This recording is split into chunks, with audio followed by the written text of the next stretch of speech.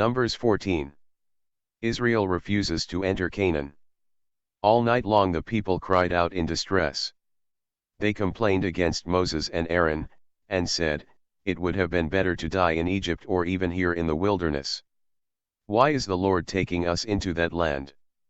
We will be killed in battle, and our wives and children will be captured. Wouldn't it be better to go back to Egypt?" So they said to one another, "Let's choose a leader and go back to Egypt." Then Moses and Aaron bowed to the ground in front of all the people. And Joshua son of Nun and Caleb son of Jephunneh, two of the spies, tore their clothes in sorrow. And said to the people, "The land we explored is an excellent land. If the Lord is pleased with us, he will take us there and give us that rich and fertile land. Do not rebel against the Lord and don't be afraid of the people who live there. We will conquer them easily. The Lord is with us and has defeated the gods who protected them, so don't be afraid." The whole community was threatening to stone them to death, but suddenly the people saw the dazzling light of the Lord's presence appear over the tent. Moses intercedes for the people. The Lord said to Moses, "How much longer will these people reject me? How much longer will they refuse to trust in me, even though I have performed so many miracles among them? I will send an epidemic and destroy them, but I will make you the father of a nation that is larger and more powerful than they are." But Moses said to the Lord, "You brought these people out of Egypt by your power. When the Egyptians hear what you have done to your people, they will tell it to the people who live in this land. These people have already heard that you, Lord, are with us, that you appear in plain sight when your cloud stops over us, and that you go before us in a pillar of cloud by day and a pillar of fire by night. Now if you kill all your people, the nations who have heard of your fame will say that you killed your people in the wilderness because you were not able to bring them into the land you promised to give them. So now, Lord, I pray, show us your power and do what you promised when you said, 'I, the Lord, am not easily angered, and I show great love and faithfulness and forgive sin and rebellion. Yet I will not fail to punish children and grandchildren to the third and fourth generation for the sins of their parents. And now, Lord, according to the greatness of your unchanging love, forgive, I pray, the sin of these people, just as you have forgiven them ever since they left Egypt.' The Lord answered, 'I will forgive them, as you have asked. But I promise that as surely as I live and as surely as my presence fills the earth, none of these people will live to enter that land.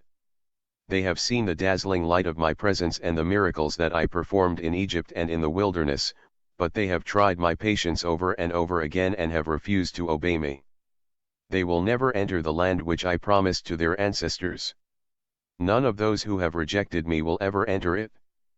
But because my servant Caleb has a different attitude and has remained loyal to me, I will bring him into the land which he explored, and his descendants will possess the land, in whose valleys the Amalekites and the Canaanites now live. Turn back tomorrow and go into the wilderness in the direction of the Gulf of Aqaba.'" Death sentence on the rebels. The Lord said to Moses and Aaron, "How much longer are these wicked people going to complain against me? I have heard enough of these complaints. Now give them this answer: I swear that as surely as I live, I will do to you just what you have asked. I, the Lord, have spoken. You will die and your corpses will be scattered across this wilderness.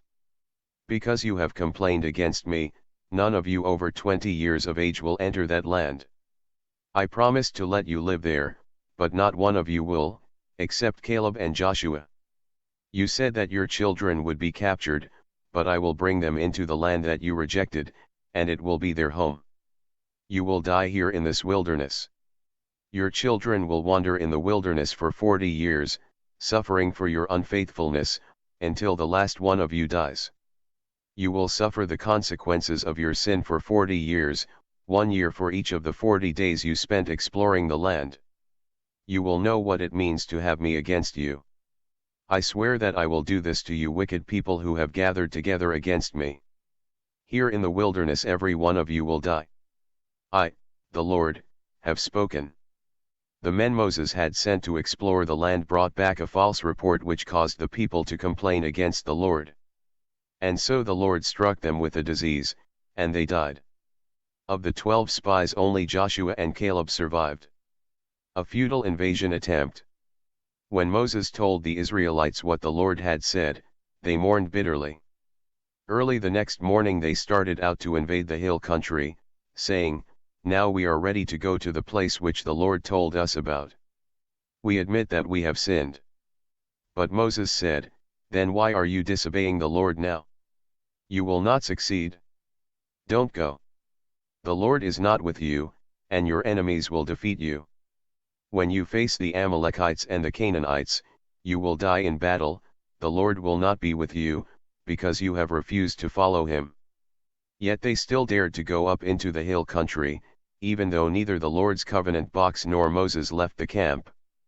Then the Amalekites and the Canaanites who lived there attacked and defeated them, and pursued them as far as Hormah.